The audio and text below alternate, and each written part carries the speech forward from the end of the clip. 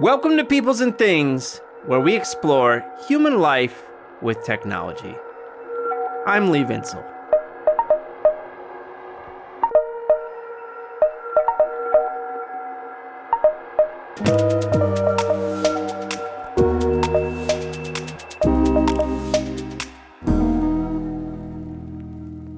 How is your AI bubble going? How's your AI bubble doing, brothers and sisters of the P&T? You know, I'm pretty careful when it comes to making predictions about any technologies, including generative AI. I don't know what its long-term uses and effects are going to be. And you know what? You don't know either. And if you're an honest person, that's what you'll admit, just like Socrates taught us to do so many years ago. I call him Socrates. Socrates. But one thing I'm basically certain of and am willing to go on the record about is that we are in the midst of a generative AI technology bubble. I mean, that's obvious, right? You all believe that? And I mean, that we are in a technology bubble in the narrow financial sense. For instance, my friend Jeffrey Funk, who writes a lot about technology hype and bubbles, and who we're having on the show soon to talk about his new book on those themes, Jeff points out that the $10 trillion added to the market caps of the Magnificent Seven firms is the most ever. So we're not just living in a technology bubble, but probably the biggest in history. But I also mean that we're in a bubble in the cultural sense, that people's expectations and storytelling around generative AI, whether positive or negative, whether they're hype or criti-hype, has been unrealistic and detached from reality. And if you followed this show for a while and have grokked its vibe, you know that there's no way in a million years that I would want to make this the goddamn AI show. I mean, gross! Just the opposite. I'd rather talk about old, mundane technologies until the cows come home rather than head in the AI show direction. But there's an argument to be made that for the sake of balance, it'd be good to have some analysis of our current AI craze on here. So you can look forward to that Funk interview down the road. And soon we'll be releasing an episode with the organizational sociologist and ethnographer Matt Bean about his new book, The Skill Code: How to Save Human Ability in the Age of Intelligent Machines, which relates to these issues. And today, well, we're very lucky to be joined by Emily Bender, professor of linguistics, director of the Masters of Science in Computational Linguistics program, and director of the Computational Linguistics Laboratory at University of Washington, about her work on artificial intelligence criticism. Bender is also an adjunct professor in the School of Computer Science and Engineering and the Information School at University of Washington. She is a member of the Tech Policy Lab, the Value Sensitive Design Lab, the Distributive AI Research Institute, and RAISE, or Responsibilities in AI Systems and Experiences. And with Alex Hanna, she is co-host of the Mystery AI Hype Theater podcast, which you should check out. Emily is also one of the co-authors of the famous paper on the dangers of stochastic parrots, one of the most famous papers on large language models, and you should check it out if you haven't already. And what I like about Emily's approach, which I think comes out nicely in this interview, is that she really focuses on the nature of generative AI systems and the limits that result from this nature. Because linguists have been using and been around these large language models and related software systems for a long time. And as a result, they have insights into what they can and cannot do. Emily's approach in this way is different than, for example, the organizational sociology one we're going to get from Matt Bean. But I think our greatest hope comes from bringing the best available approaches together and trying to triangulate them. That's what gets us closest to the truth. It's what I sometimes call being rigorously or systematically interdisciplinary, actively working to check out what other fields think about a topic, rather than assuming that they're going to show up in whatever space we build, which I think is a big part of the problem with what is sometimes called STS. Another thing I really like about Emily is that, well, she's fun. I think you'll see that if you check out her Mystery AI Hype Theater show with Alex Hanna, and I think you'll see it in our conversation, which was a real hoot for me. And it's for this reason, and other ones, that I can say with an open and honest heart mind and brightly glowing energy body, hey, get excited.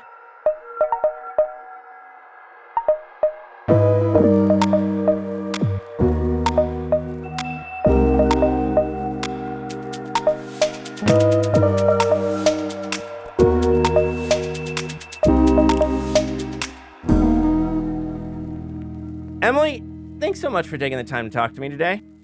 Yeah, I think this is going to be a lot of fun. A lot of people know basically nothing about what academic linguistics is or how it works, right? So they might look at you and say, a professor of linguistics who is an expert on AI topics. Well, I don't get it. So tell people that this all makes sense. Explain to them why this all makes sense, huh? So I want to tell you about a fun thing that I got to do sort of by way of introduction to that topic. Yeah. I'm located here in Seattle, and one of the other things in Seattle is something called Clarion West, which is a writer's workshop for science fiction and fantasy authors, because that's a kind of literary tradition that you can't really study at the MFA programs. So there's these sort of separate workshops. And they do a series of fundraisers where they put a scientist and a science fiction author in conversation. And I got to do one last fall with Ted Chiang. Oh, how cool. It was so cool, right? So for listeners who didn't have that immedate, we know who Ted Chiang is.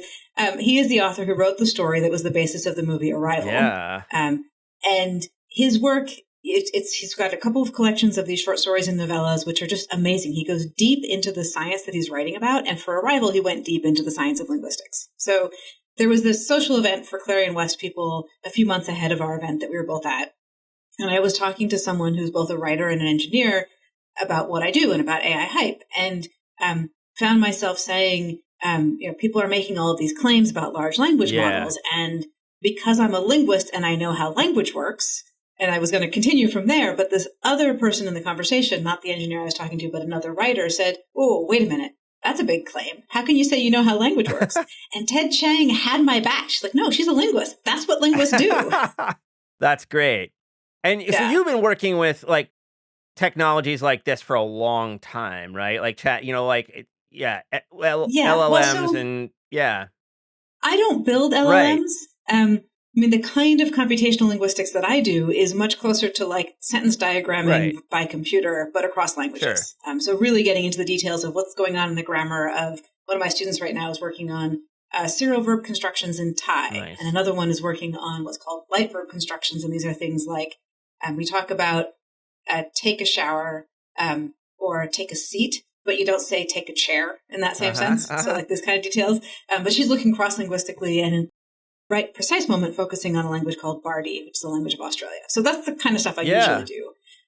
But in about 2017, the field of computational linguistics got really excited about large language models. So that's where it started happening for us, which is, 5 years earlier than the rest of the world. And so the people around me were making all these outlandish claims about how these things were understanding language. Mm-hmm. And because I'm a linguist and I know how language works, I'm like, no, I'm going to call BS on that, because the language models are trained on sequences of linguistic form, just spellings of words. What's a likely word to go into that spot where a word is only understood as the spelling of words? But as a linguist, I know that languages are systems of symbols, so pairings of form and meaning. And you can't learn what's not in the training data. So if the training data is only form, you're not going to get to meaning. Yep. So I started having all these arguments with people on Twitter, and they would not end. Yeah, and I noticed. Still, yeah. So in 2019, do you remember when it was that the Mueller report came out? Yeah. Was that somewhere in this space, like 2017, 2018? And there were people sort of jokingly saying, let's use this language model called BERT to unredact the Mueller report. Oh, that's interesting. And I'm like, no, don't go there, right? Because you could use BERT to fill in plausible looking words into all the spaces where things have been redacted. And some of the time you might be right, but that's not unredacting it, right? And imagine that someone did that. And I dug up this Twitter thread. I actually said back in 2017, 2018, whatever that was, imagine that someone did that and then it was floating around on the internet and some news source picked it up and, wasn't sufficiently careful about tracking provenance and then like treated it and like, what does this do to our information ecosystem? So already that was apparent then. So super frustrated, on this with these unending arguments. So I decided to write a paper together with Alexander Kohler, basically saying, okay, we're going to make the academic argument, like the academic form of this argument, that you can't learn what's not in the training data. This is climbing again towards NLU. Is it that one? Okay, cool. Yeah. Cool. And I broke an important rule in that paper, which is don't put acronyms in the title. Right. Yeah. Right. And NLU stands for Natural Language Understanding. Okay.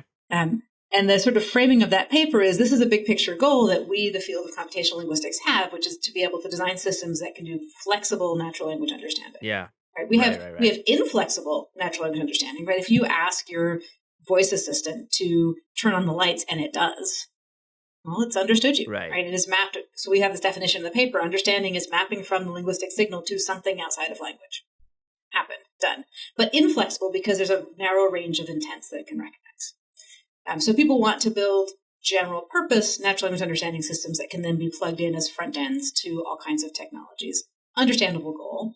And if that's our goal, then how do we know if we're actually getting closer to it when the technology seems to be working better? Yep. So we have this whole thing about like, are we climbing the right hill or are we just climbing the hill that's right? Yeah. That's beautiful. And I often think of you as part of the, a big part of the stochastic parrots crew. I mean, this comes up a lot when your name comes up. So can you tell us a bit about your co-authors on that piece and also what y'all, argued in that very important piece of writing? Yeah. It's, that for a little while, that paper was listed on the Wikipedia page under the Streisand effect. And then it got taken down. I was like watching to see if it would happen. It got taken down because of Wikipedia's citational practices, where there wasn't someone in the news media saying, "Hey, Streisand effect happened." Yeah. That's funny. So the story of that paper, it actually starts on Twitter. So back in September 2020, and you have to remember like where we all were in September 2020, which was at home, right? Yeah. I got a DM on Twitter from Dr. Timnit Gebru, then at Google, asking me if I knew of any papers about the downsides to building bigger and bigger language models, because what she was seeing around her at Google was this like drive to try to be bigger than what OpenAI was doing. Like, oh, it's bad that Google's not the biggest. We have to make a bigger one. Like that was all the rhetoric. And at the time, she was a research scientist in AI ethics at Google. Right. So it was literally her job to look into these things and say, okay, well, but what could go wrong? So she sends me a DM on Twitter saying, have you written this paper? Has anybody else written this paper? And I said, I don't know of any such papers, but here's 6 or 7 things that I can think of that would belong in that paper. And this is early September of 2020. And the next day I wrote back, I said, hey, that sounds like a paper outline. You want to write this paper together? And you want to submit it to FACT, which is the Conference on Fairness, Accountability, and Transparency, period. Like it used to be in machine learning, I think, and now it's just sort of in general, which had a deadline a month out.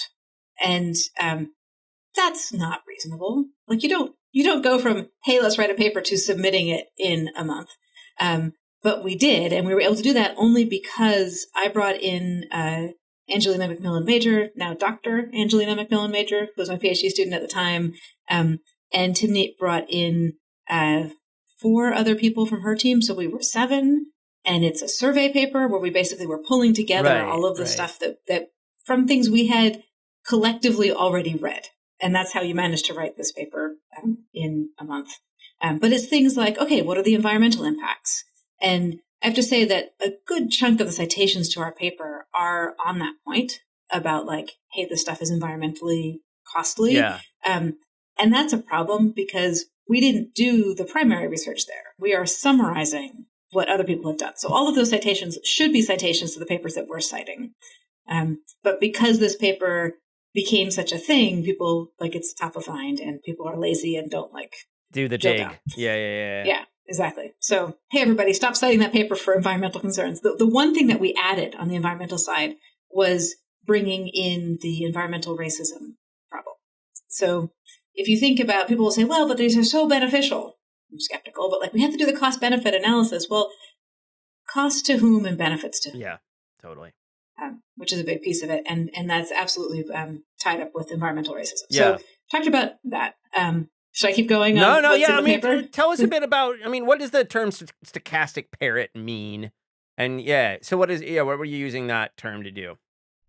So, you have to keep in mind, this is 2020, right? Where, yes, GPT-3 was out in the world. And in fact, GPT-3 was sort of the main running example.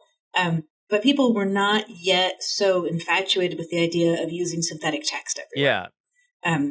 So it was more like, let's talk about using large language models as components in machine translation, as components in, query expansion for search, as like all of these ways in which the models could pick up biases and then impact the world because of how they're being used.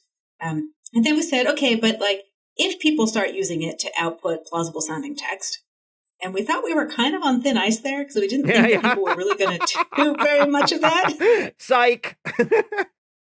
Boy, were we wrong. Unfortunately, we were wrong. So we coined, it's actually mine, I coined the phrase stochastic parrot to refer to what's happening when you use these systems to just output strings of text. Yeah. So, and just to back up again for a second, the original function of language models, and language models have been with us since the work of Claude Shannon in the 1940s. Nice. In like different techniques and different approaches and different scales, but like it's a thing that's been around for 80-ish years, right? Like, and the sort of original function was given some set of strings to choose among, which one looks the most like the training corpus, right? So if you think about when spell checkers graduated from squiggles under the word, you figure it out, to here's actually the word you probably meant. Right? That's choosing among strings in context based on a training corpus. Sure. Yeah, perfect. So that's the kind of thing. But with the scale that, like, GPT-2 wasn't great this way, it was kind of okay. GPT-3 got big enough that the output starts looking really plausible. Right. It's super grammatical. It can mimic different forms. So like you can make it kind of look like a sonnet, or kind of look like an instruction manual, or kind of look like a scientific article, or it can do all of those things. It's all form.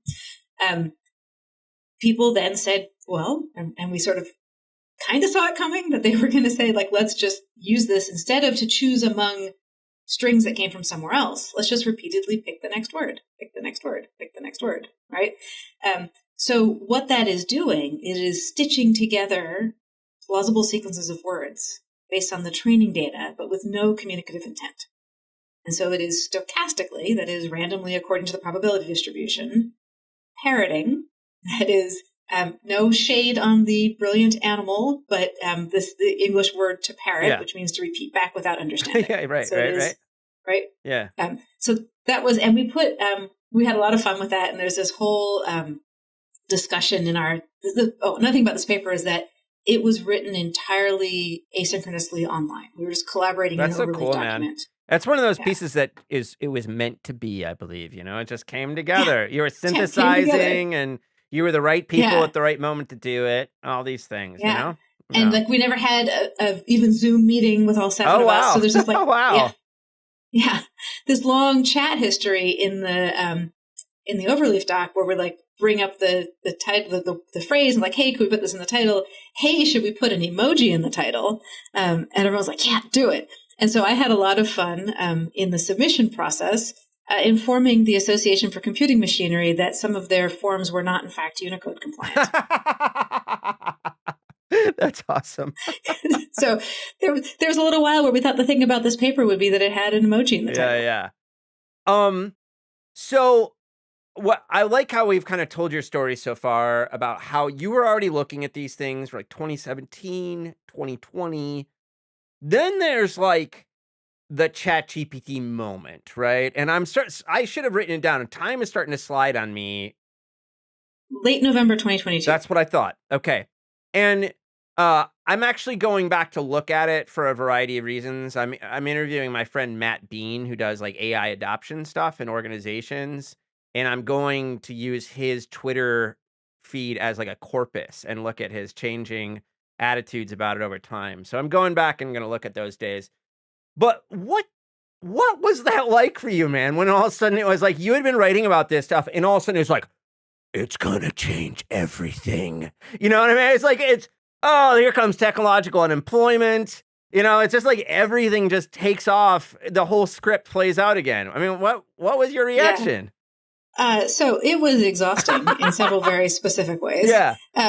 So Alex Hanna and I had already been doing, I think at that point it wasn't yet a podcast. So Mystery AI Hype Theater 3000, I describe as an accidental podcast.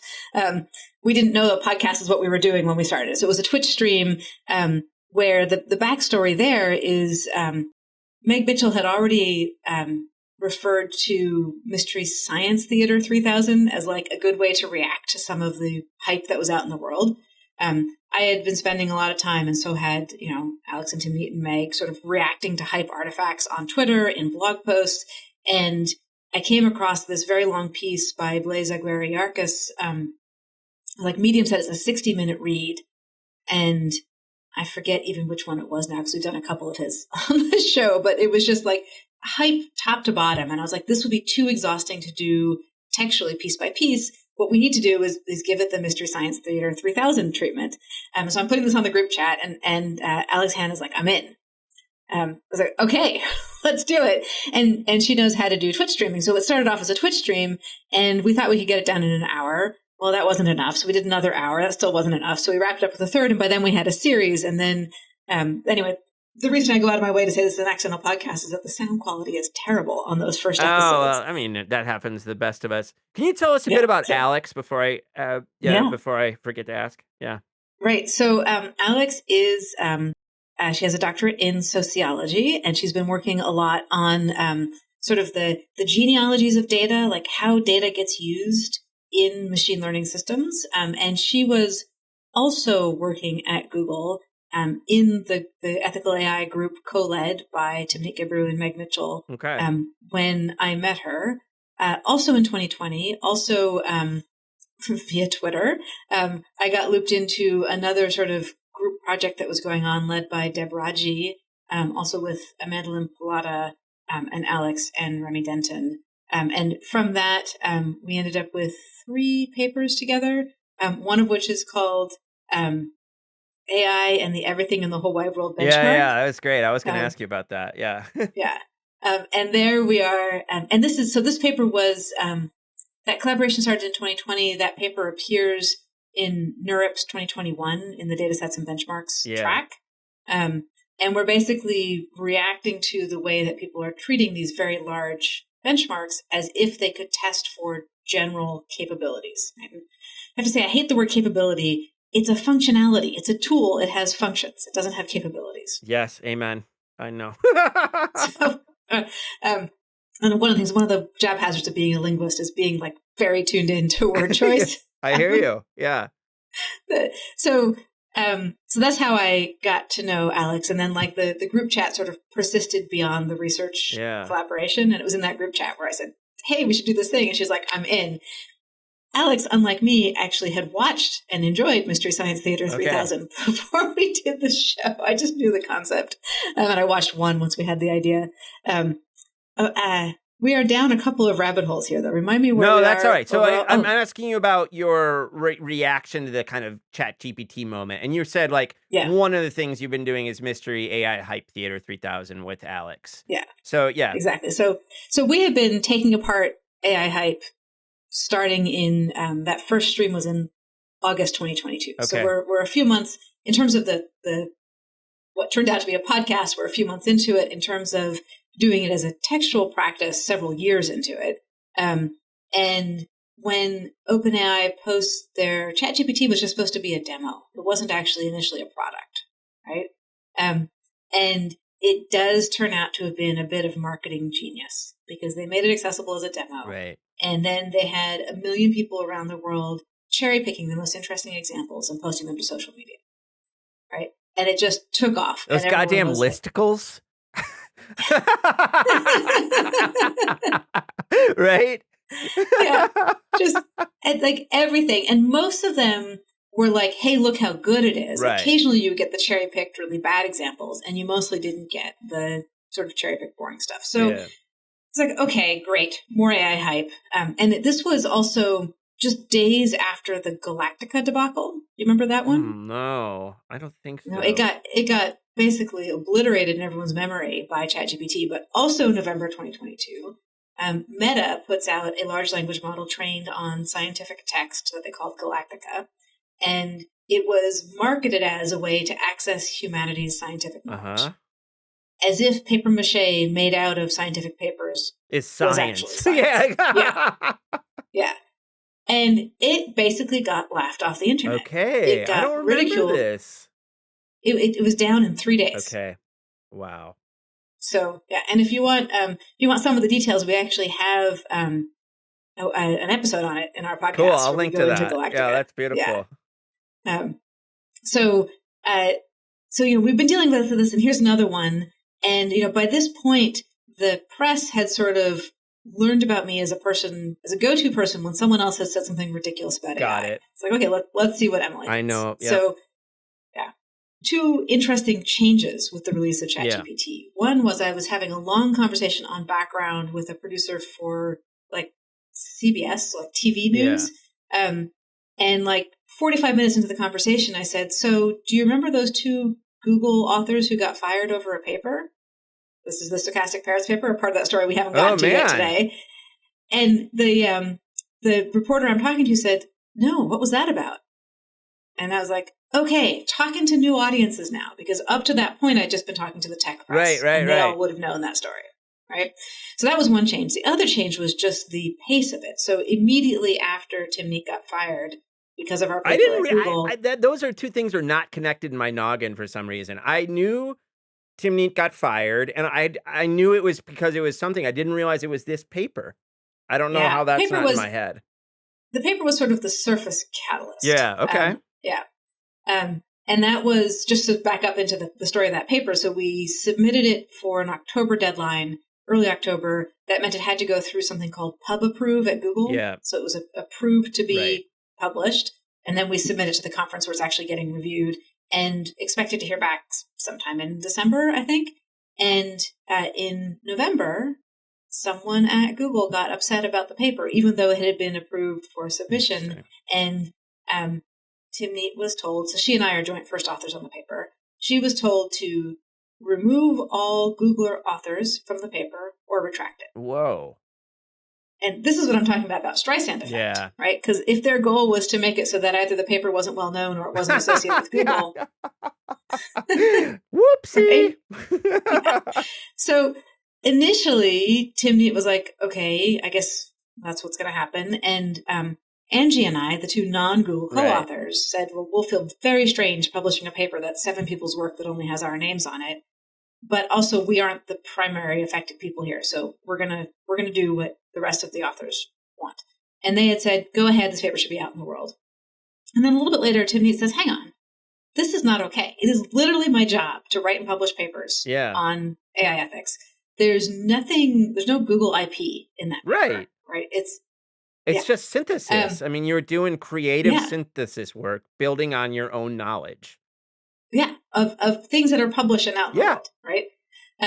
And so she decides to push back, and she says, look, I need to know sort of who made this decision. I need to know how this is going to work in the future, or I will work with my manager to find an appropriate end date. Yeah. And Google cuts off all her access and says, we accept your resignation. Damn. And she's like, I did not resign. Her team says she got resignated. I love that. Oh, what? Go ahead. You finish, and then I have questions. I have so many questions. Yeah, go. Timnit, being the just like amazing person and scholar and fighter that she is, she posts on Twitter. This was a Wednesday night, I think, right after Thanksgiving. It's like a week after, right? I'm fired. And by the next morning, there's media coverage. Right. And there's a lot of intense media interest. And she very capably uses that media interest to shine a light on the mistreatment of Black women in the tech industry. Yeah, it was a huge moment. It was a huge moment. Yeah. And it was a lot. Like, she had just lost her job, and she's putting all of this effort into doing this. And so the DARE, the Distributed AI Research Institute, is established a year from that Okay. date. Like it's so that's what she did. She's like, I'm gonna create a space where I can do the work that I want to do, and I can help other people do the work that they want to do. So she's brilliant and amazing. But I ended up with a lot of media contact there too, as her co-author and joint first author. And at first it was like, what am I going to do about this? And then I saw what she was doing, and I saw that I could, help. I could follow her lead and basically help by just describing the academic integrity of the paper. So that's interesting. I said this would be a busy 2 weeks. Yeah, no shit. That sounds hectic. Busy was right. 2 weeks was way wrong. So did Timmy ever find out like what about the paper really pissed people off so bad? Because it's like, what? I mean, exactly. So kind of yes and no, and it's not really my story to tell. But one part of it that I can tell is Karen Howe, who's an absolutely amazing journalist in this space, who at the time was at MIT Tech Review. She wrote to us like on the Thursday. So Tim Neat's fired Wednesday night. By Thursday afternoon, Karen Howe's asking us for the paper. And this is an example of like journalistic ethics and integrity, because the paper had been leaked, not by any of us, but because it went through that pub approved system at Google. Lots and lots of people inside Google had access to the paper, and somebody, we have no idea who, picked it up and put it on Reddit. Picked up the submission version of this paper, right? Which, I mean, you write academic papers. Those aren't supposed to be out in the world. No. Right? Not in that stage. No. That's between you and the reviewers, and then you polish it if it gets in. Right? So anyway, that was unpleasant. But, a good journalist like Karen Howe is not going to believe necessarily that that's the real paper. Yeah. So she, as a kind of a fact-checking move, comes to us and says, can I have the paper? And she said, I want to see what it was that got Google so upset. And so I confer with Timney, and we agree that Karen's great and I should, give her the paper.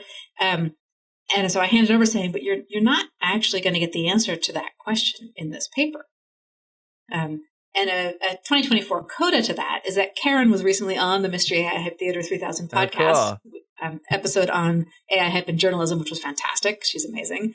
And so we're talking about this, and she says, but actually that was also an interesting story, that the answer wasn't there. Yeah. So that's, so go ahead. No, you go. Oh, I was going to say that was sort of, I had already been doing some media work, but that was where it becomes really busy. And sort of raised my profile as someone who has things to say about AI, though I am not an AI researcher. Yeah. Well, it just so happens your instincts align with mine, I guess. My motivated reasoning is set up to go along with your arguments because I think they're the right way to go. Do you want to I want to talk to you get to like where you're at now. I have all kinds of questions about where you're at now.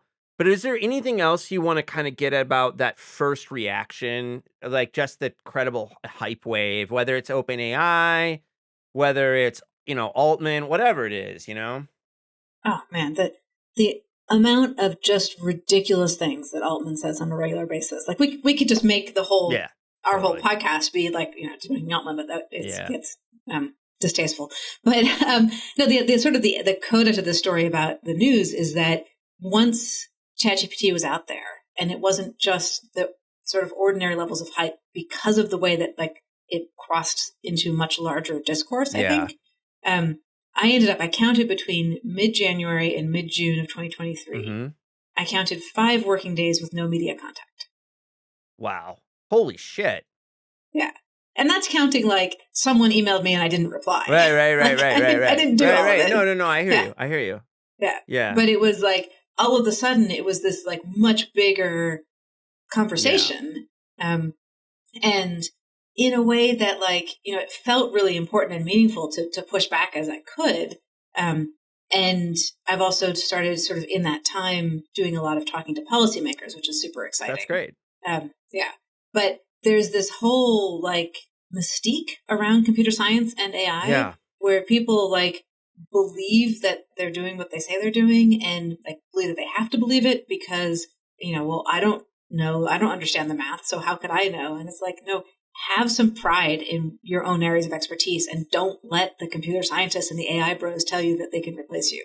I know. And I bumped out, sadly, I mean, I've talked about this several times in different contexts, but, when at Stevens Institute of Technology, where I taught before coming to Virginia Tech, I taught a class called Computers and Society, which is like the ethics, social issues course for CS majors, and really found amongst those young white men like fantasies about how they were going to replace like secretaries and stuff, especially, it was often gendered or racialized, like the assumptions that other people's work is like super fucking easy and to automate or whatever.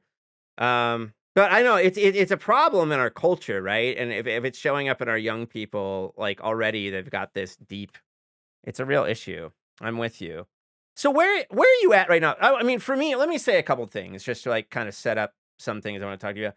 I feel like an important context for that moment was the tech sector was in a bad place because there was like a lot of stuff going on in the markets, but also rates had come up. And so like startup land is going bananas. Things are tanking, Web3 and metaverse, all this stuff is going down like a garbage fire basically at that moment. And And crypto, yeah, Bitcoin's crashing. And all of a sudden it's like, oh, look at this new thing, that's like gonna come and save our asses. You know what I mean? It was so convenient to have this new thing be.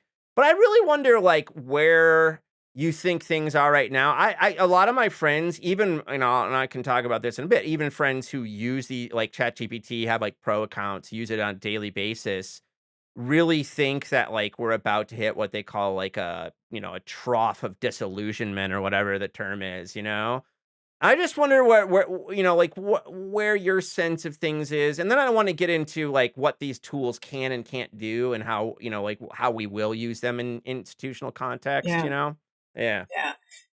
So I totally agree that like the hype bubble we're in right now is driven by effectively venture capital, and also corporations like Google and Microsoft, which aren't exactly venture capital, but also aren't that different in the way that they invest in other things. Like they're often the exit strategy for the startups that are funded by venture capital. That's right. Right. Yeah. So that whole ecosystem, like the money that they are throwing into this is what's driving that. That's right. And like the money that they're throwing into is what makes it look like people are making money off of it. And what was I listening to? Oh, the 404 Media podcast. Oh, cool. They had, on one of their relatively recent episodes, they were talking about a presentation by Sequoia Capital, where I think the CEO was saying something like, and I don't know if that's Sequoia or like the industry at large, have put $50 billion into NVIDIA hardware. And we have gotten $3 billion of return. Uh-huh. Right? and somehow the VC dude wasn't like saying this is bad. It was like the best is yet to come or something. Oh, there was some spin no, it's on always that. like they're going to figure out the business model any-time now, right? Step 3 profit, right? Yeah, exactly. So that I think that the source of it all, the reason it's so big right now, isn't just that a million people around the world woke up and said, "Yeah, AI is cool." Right? There's money behind this, and that's right. That is an important thing to say, and I'm really glad when I get to say it to powerful people. Yeah. So I've been able to say effectively that talking to policymakers, but also I got to speak with the deans from the Pac-12 schools and a few others. Oh, great. I'm glad to hear that. That's great to have you in a room with deans. Fuck, and I mean, they need to hear this stuff because otherwise they start smoking that bowl or whatever they've got, and they get real high on how it's all going to change everything. Yeah, and there's like all of this like, how do we get on board to be the AI university and like all this stuff. And I said, the reason this is becoming your problem right now, deans, is not that there has been a big technological advancement. Yeah. This is becoming your problem because there's a lot of money behind the marketing of it. And so like, don't fall for it. I totally agree with you. So, yeah. And that applies across everything. So my sense of what's going on is maybe like I'm hearing some sort of murmurs here and there that like, no, we have to go look at the next shiny thing so like maybe venture capital and everything like switches focus, but there's all of this sort of second order stuff that's happened, where people are trying to use, large language models or quotes AI for education, for healthcare, for law, and put a lot of money and thought and time and social capital into doing it. Yeah. And I think Put your name on that thing, right? Exactly. And that ship is going to be hard to turn around. It's going to take a while. I really do think it's going to take a while. Yeah. So unfortunately, I think that I hope it'll be a better world when this bubble bursts. That's my hope too. And depending on what the next bubble is. Yeah, exactly. And I never wish people harm, or, I don't celebrate layoffs, and, a lot of bad shit will come from, whenever a bubble pops, there's harm done too. But I feel like, so I think I think I first learned it from the stochastic pairs paper, where it's and I think I'm just kind of a Wittgensteinian by Nate, I'm like a philosophical investigations guy, right? And so I think about meaning as gesture. It's a pragmatics kind of, it's like gesture. And I'm I use this AI songwriting software. I think it's called Suno or something. I just put in an idea for a song. It writes the song, sings it to me with music and different styles. It sucks, right? I mean, it's not good music like you'd expect. It's mediocre. But it's funny because I use it in my Dungeons and Dads game to write the monologues of villains, that I've described to friends or whatever. The gesture is coming from the fact that I am using it to do something meaningful in a conversation, right? And I think there's I know I have friends who are using ChatGPT to do things at work, and they find little efficiency gains here and there. Maybe, it's better for writing letters of recommendation or whatever, although I think that's problematic maybe, but whatever, and so I just like the idea. So I think that this is a tool, it's a general purpose technology in that it's a tool that will go out into white collar work and do shit, but it's not for me, it's just where you go from it can do these little things that are meaningful gestures because you're using them, I'm using them, to it's going to change everything is the part that I just I just don't see it. Make the case for me, Yeah, I'm not going to make that case, but yes. So, but the folks can't. They say, well, imagine we had a machine that could. Well, we don't. Yeah, exactly. How do we get from here to there, right? I think that there's a couple of things I want to say. So the sort of Wittgensteinian, meaning is use kind of approach to things fits interestingly into this moment because what the large language models model is the distribution of word forms in text. Right. And if you say meaning is use, people will sometimes confuse those two things. Right. And part of the reason this technology works so well is that words that mean similar things end up with similar representations in the internals of the system. So instead of representing dog and cat as DOG and CAT, which are only similar in having the same number of letters and maybe the consonant vowel pattern, right? But they are distinct. Because these are domesticated animals that tend to be house pets, they are going to have very similar representations in the word vectors is what it's called, or word embeddings. I hate that word, by the way. Embeddings is a very non-transparent way to talk about the mathematical concept, but it doesn't matter. It's a vector. And the thing is that when we say meaning is use, it's not meaning is the other words that a word co-occurs with. Like the linguist Firth said, a word by the company it keeps. Right. I think he's the source of that. Meaning is how we use the words in communicative acts. Exactly. Which is what you're talking about, right? Yeah. Right, where there's communicative intent and there is this exchange between two people. It is, Herb Clark has this wonderful book called Using Language, which I never get to do this. It's right here on my desk. This book. Using Language. Cool. I'll check this out. Yeah, it is. The thing that's about this book, it's not dense, but it is also impossible to summarize. He set a scene clearly in the fewest words possible. Nice. But anyway, the sort of main point, now I'm going to say I can't summarize it, but I'm going to tell you the main point, is that language is a joint activity. Yeah. That communication is a joint activity, that we are using language together to do something together. Yeah. And one of the deans who was at this event that I referred to earlier, who was a dean of arts, had a beautiful way of saying it. He said, I don't want to read synthetic text output, right? Because that, like, reading an essay that someone has written is one of the ways that we can be human together. Yeah. And that's the point. And so if you're reading something that's synthetic, and this was, people attribute this to me. I don't remember coming up with it, but something that I've been saying for a while is, if you couldn't be bothered to write it, why should I bother to read it? Well, yeah. I mean, that's the thing, is that one of my friends who's most into these tools using synthetic text, he calls it a boilerplate machine.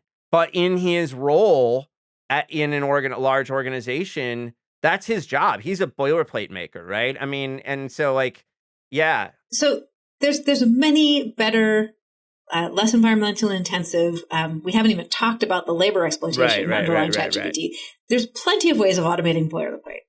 You can create a template for the different kinds of documents you're writing that have specifically the boilerplate for that. You don't need ChatGPT for that. No. I'm with you. I mean, I think the let's call them the negative externalities of labor and the environment are meaningful enough that they shouldn't be widely deployed, because there's just no way to overcome that, I think.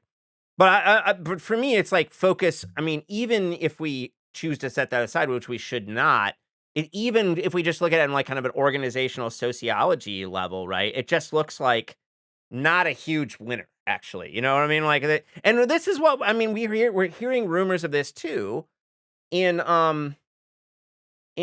like, people are like paying like $30 a month. I think it's like to use Microsoft's AI product. I can't remember which product it was, but they're like, it's not worth it. You know, and $30 a month per worker for these large firms, that's not a joke. You know what I mean? And so far, I mean, I think it's just like doesn't seem like that big of a, a shift for folks, is what I'm hearing. Yeah, exactly. Yeah. I think there's not great value there. Yeah. Except that because of the hype on one end, people have been managing to sort of squeeze phantom value out of things, right? So NVIDIA is selling a lot of chips. OpenAI is selling licenses. Microsoft is selling licenses. But, like, the people down the other end aren't actually getting value for it. I'm with you. And I think those intermediate, I mean, like, it's just hard to see OpenAI becoming profitable anytime soon with subscriptions or whatever, right? So the other thing I wanted to ask you about, because this is like something it kind of drives me nuts sometimes, is like this like doomer hyper like dichotomy that's emerged. It was just like so incredibly unhelpful is my take. But I don't know. Yeah. No, it's also exhausting. Yeah. And fits right in with your hilarious notion of critihype. Yeah. Right. Yeah. So there's this whole discussion between, like, it's the boosters and the doomers, right? So the boosters are saying AI is going to solve everything. It's going to cure cancer, as if that's one thing. It's going to solve climate change. How? Right? Never mind how much environmental impact we create along the way to building it. It's going to, do all the work for us. This is the fully automated luxury communism idea, where, like, those people have no idea, like, what the bulk of the work is that gets done. Like, how is your large language model ever going to do, skilled nursing in a rehab facility? Right. Like that. Taking care of an ailing parent. Exactly. Yeah. Right. Preschool teacher. Yep. But, like, also things down to, so part of their fantasy, not all of the AI boosters, but some of them buy into the long-termist stuff, and the transhumanist stuff. So Timnit Gebru and Emil Torres coined the test grill bundle of ideologies. That sort of, in this wonderful paper that came out recently in First Monday, they talk through how transhumanism, the E is something like extorpianism or something. It's a word I didn't know. Anyway, there's all these things closely related, overlapping groups of people. And one of the ideas that's in there is that the destiny of humanity is to live among the stars. Right. As simulated uploaded beings. Oh yeah, it's all the singularity shit and all this kind of stuff. Exactly. Yeah. And somehow there's going to be 10 to the 58 of us living in these uploaded, things across the galaxy. And I'm like, have these people never even spoken to an IT support person? Yeah. Like, who's maintaining the computers? Yeah. Well, obviously they're going to be self-maintaining, right? I mean, that's a fantasy too, and it has been since the 50s or 60s. Exactly, and it has not changed. Yeah. So, all right. So those are the boosters. Yeah. And then the doomers say this super powerful thing, it might cure cancer, it might solve climate change, it might also decide to turn us all into paper clips, or it might also decide to like start a nuclear war or whatever this. And then they behave collectively as if they define the whole space. And anybody else has to sort of fit on this single climb defined by those two endpoints. Yeah. And when in fact, they're off floating in their own nonsense bubble together.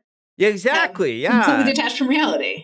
Yeah. I mean, I don't know. I mean, so I think because of the work you've done and, you've been in touch with fact, like the fairness and accuracy folks, and you've done all this work in AI land, you have a different kind of perspective onto the landscape than I do. So I don't, I have my people I go to, but like Gary Marcus as an example, I mean, like, I don't know, he probably rubs a lot of people the wrong way and whatever, but I mean, I feel like he's been pretty consistent in saying like, look, these things have like, it doesn't look like it looks like they basically plateaued.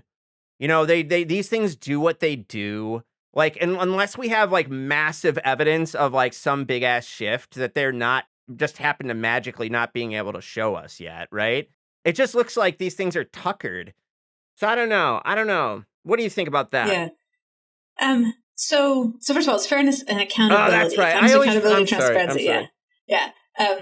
And I mean, accuracy is a whole interesting question. Yeah. Well, how are you measuring it and so on? But and I think that the difference between my position and Gary Marcus's position is that Gary Marcus is heavily invested in the idea of someday building AI.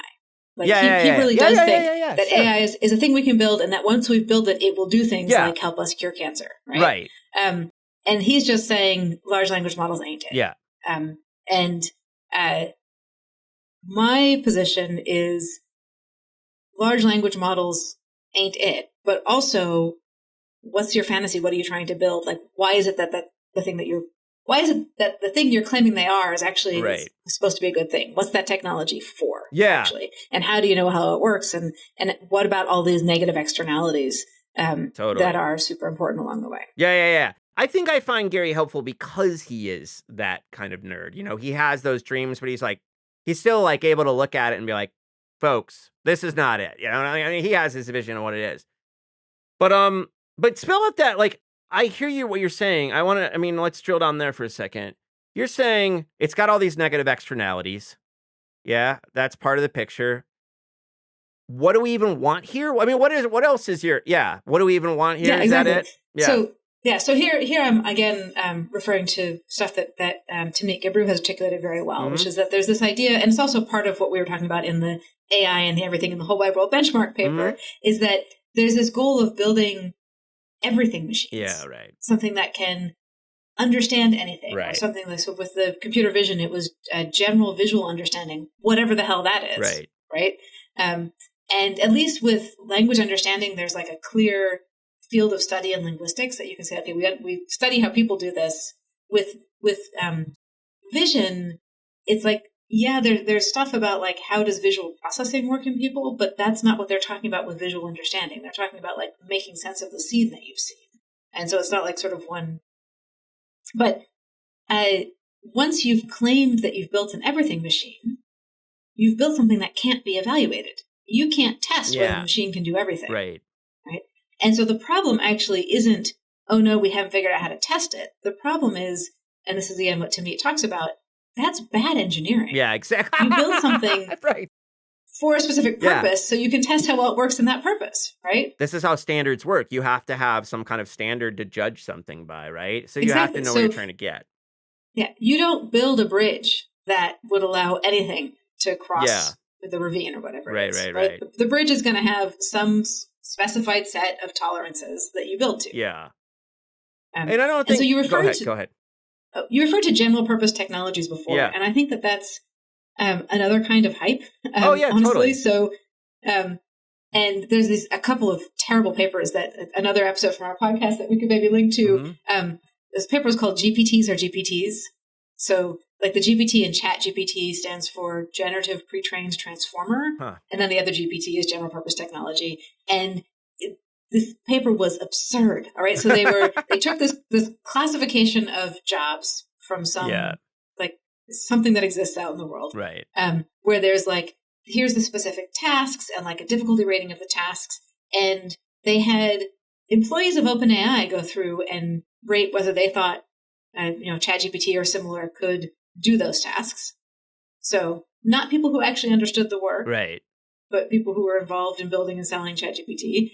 And they asked GPT-4. They like put in the prompt, so some prompt that basically says, can a GPT do this task? And then they took its output as if it were data. Fuck! Oh, man. And this paper it's not peer reviewed. It's not even on archive. It's just like up on the OpenAI website, I think. Maybe it made it to archive. But so this like general purpose technology, well, okay, so what's an actual general purpose technology? We use electricity to do lots and lots of things, right? Electricity is not a technology. No. Electricity is a natural phenomenon. But we have, and now I feel like I'm way more in your area of expertise than mine. Go for it. Help me here. I will. We talk about wires. We talk about systems for producing electricity. We talk about all the bits and pieces, and each one of those things has its own specified tolerances that are in fact regulated. Oh yeah, right, totally, right, and super standardized and regulated. Yes. And it's not. Here's a thing for doing cooking and light and computing and all the stuff that we do with cars now. Yeah. All the stuff that we do with electricity. No. Here is a way to transmit this many volts. I mean, I'm now way beyond what I can do with electricity, but like the stuff that makes it general purpose is in fact around it, right? There's a specific thing that it does. It does to a specific, like whatever those components are, they do their thing in a certifiable way, and then people can build on that and use it to do things. Like the electronics industry, as an example. Yeah. People just dreamed up things to do with this thing. Yep, I'm with you. And so if we turn around and we look at ChatGPT, what's the thing that it does? The thing that it does is it finds plausible sequences of word forms based on the distribution of word forms in text. Yeah. What's that for? Well, so far we've not found really good use cases, except maybe a very expensive, error-prone way to do boilerplate generation, natural language boilerplate code. Yeah, exactly. Yeah. I mean, I like that. I like that take a lot. That's it. I mean, you put it very well. Thank you for just laying it all out there. Tell us a bit about Distributed AI Research Institute. So, I mean, we've mentioned it a couple times. Tell us, just flesh it out. What is it? What do the folks involved do? So the Distributed AI Research Institute is, and I feel a little bit underprepared. I am affiliate faculty there, but I've been sort of a cheerleader on the sidelines and not core to the organization. But basically, as I understand it, the idea is these techniques that get called AI. Yeah. So applying machine learning over data sets.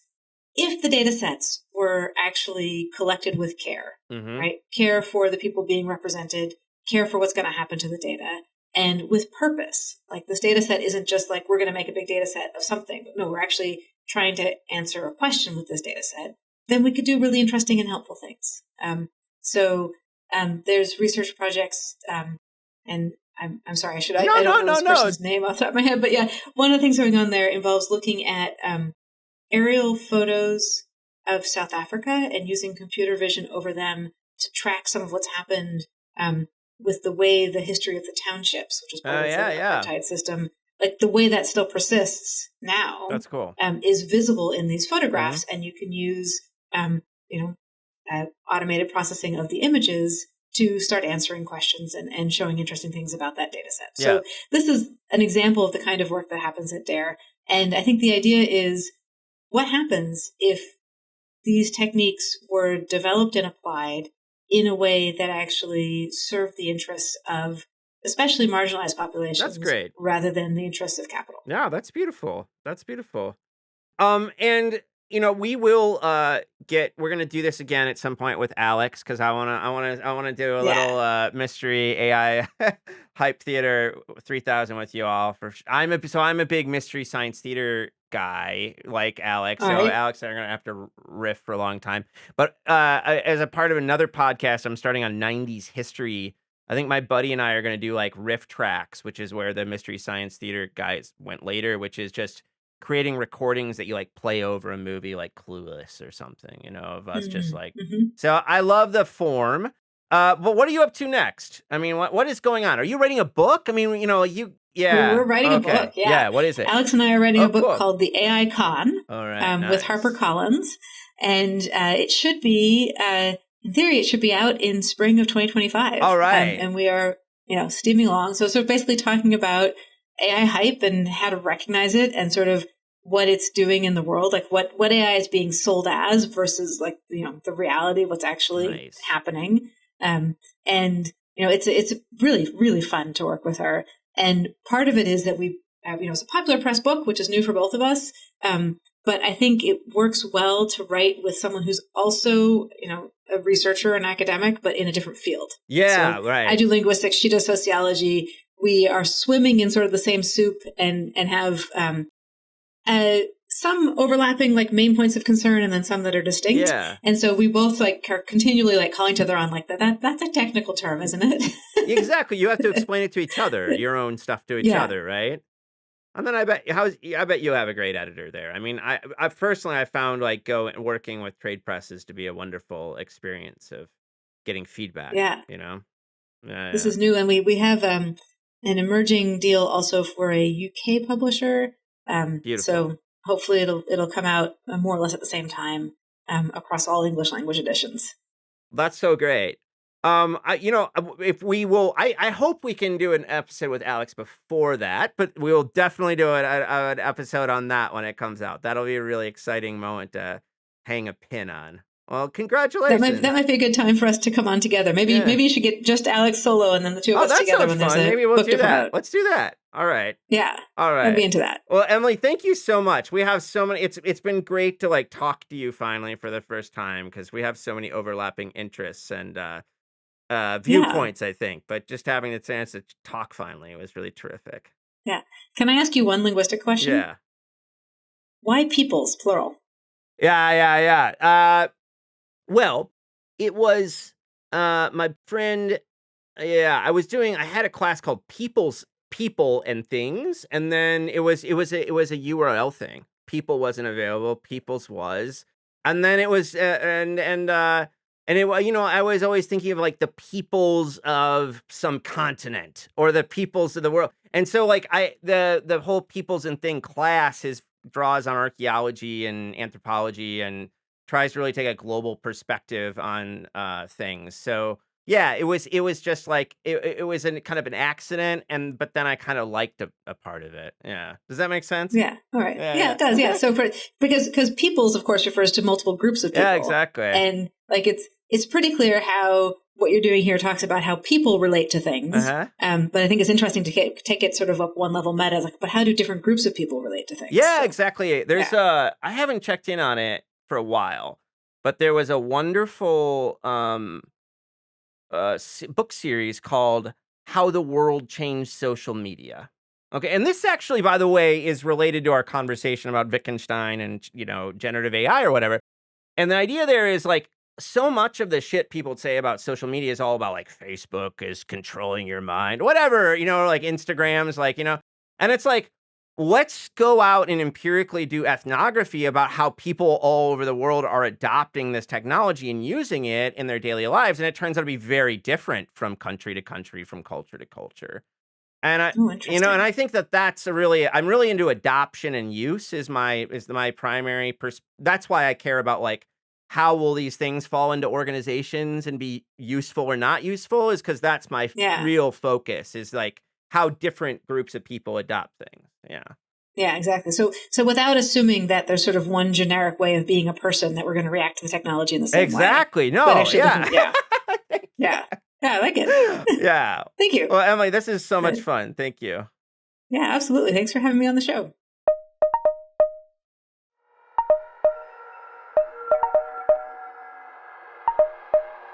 I hope you enjoyed this episode of our podcast. You can reach us with questions, comments, and suggestions at leevinsel@gmail.com or by following me on Twitter at STS_news or on YouTube at People's Things. Our podcast is distributed by the New Books Network, the leading platform for academic podcasts, so that you can find us wherever you get your podcasts. Peoples and Things, like most things in this world, depends on the work of many people. I want to thank my brother Jake Vinsel for writing the music for the show.